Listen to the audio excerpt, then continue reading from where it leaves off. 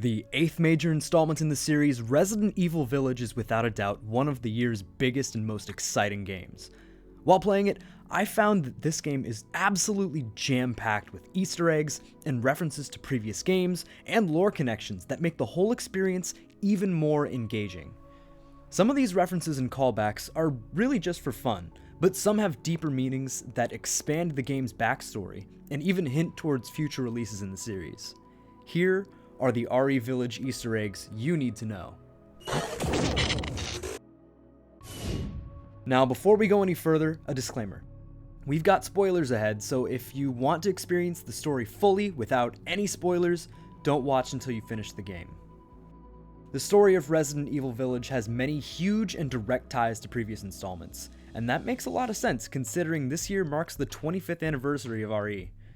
The original hero of the series, Chris Redfield, acts as a major player in the story, essentially serving as the final act's second protagonist. The story actually sets up the development of Umbrella Corporation and how Ethan's arc ties into the other entries in the series. At the beginning of the game, when exploring Ethan's house, you can find a lot of Easter eggs and callbacks. Check the upstairs bookshelves for certain books with familiar authors. You can find a book on European architecture by George Trevor, a name that leads all the way back to the very first Resident Evil. His legacy is important because he was the designer of the Spencer Mansion. Although he and his wife were killed before the start of the game, his daughter was experimented on for years. Although this reference isn't huge, it's definitely a cool way to tie together this game to the first entry in the series. Another book that can be found on Ethan's shelf was written by none other than weapon designer Joseph Kendo, brother of Robert Kendo.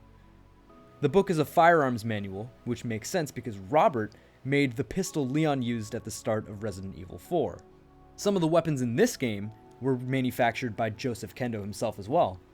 Seems like after the events of Biohazard, Ethan prepared himself by going to the best. One of the biggest connections goes somewhat under the radar, and there are really only a few clues that point us in the right direction. The events of the previous game were subject to a massive cover-up that you can read about in a newspaper article in Ethan's house.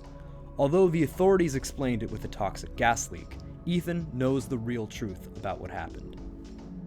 Another callback to the previous game is a bobblehead Ethan kept. These were collectibles that were scattered throughout Resident Evil 7 that you could actually destroy, but as to why Ethan kept one after everything that happened, not even he knows. But personally, I think it's got something to do with Ethan not being able to let the events of Resident Evil 7 behind him. Getting into the village itself, Ethan is attacked by an army of horrors that's scared away by the sound of church bells ringing. You might have picked up on this during the demo, but it's definitely a reference to a similar moment in RE4 when Leon evades crazed villagers in a similar way. The Duke makes a passing reference that's pretty hard to miss if you're a fan of RE. What are you buying? Just something an old friend of mine used to say. That friend, of course, is Resident Evil 4's Merchant. How they know each other isn't super clear, but it's a great callback to a fan-favorite character. The movie references are a tradition in Resident Evil, and Village is no exception. Here are some of the big ones from this game. The black goat Ethan encounters early on is pretty clearly inspired by Black Phillip from The Witch. Stroom's design is a reference to a similar character from the 2013 indie horror flick Frankenstein's Army. And my favorite movie reference in RE Village, getting SS rank on all the mercenaries stages gets you access to a melee weapon called the LZ Answerer. Essentially a lightsaber straight out of Star Wars.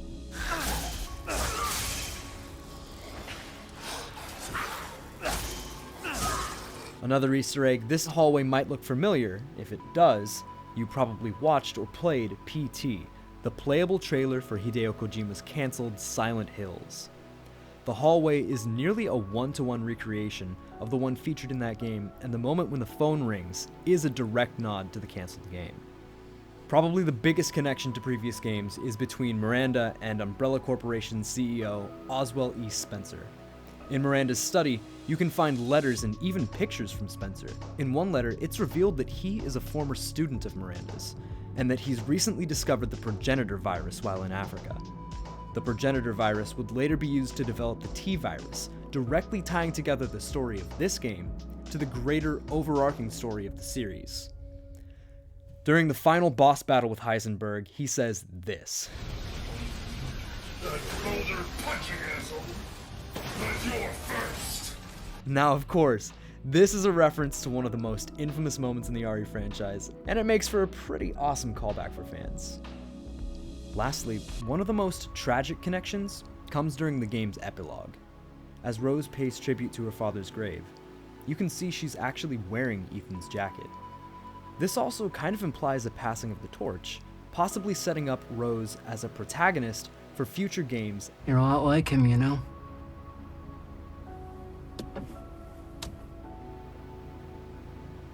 I know. So, there you have it. Some huge Easter eggs and references that you can find in Resident Evil Village. Now, there are many more that are yet to be discovered, and probably a few important ones that we missed. Let us know about them in the comments. And if you want to support the channel, please subscribe to Ultra Munch for more. Thanks for watching, everybody. Later.